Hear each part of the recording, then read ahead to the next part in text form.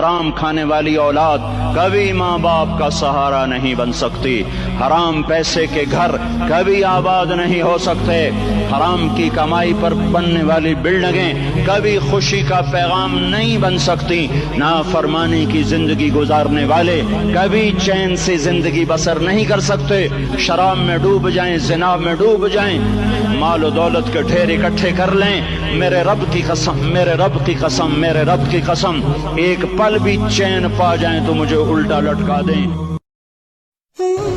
حرام کا لقمہ کبھی بہار نہ لائے گا اور حلال پہ کبھی خزاں نہ آئے گی.